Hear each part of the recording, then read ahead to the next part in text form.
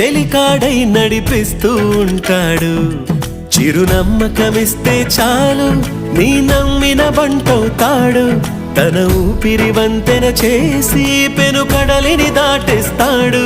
నీ తెల్లని మనసుకు చల్లని చూపుల దీవెనలిస్తాడు.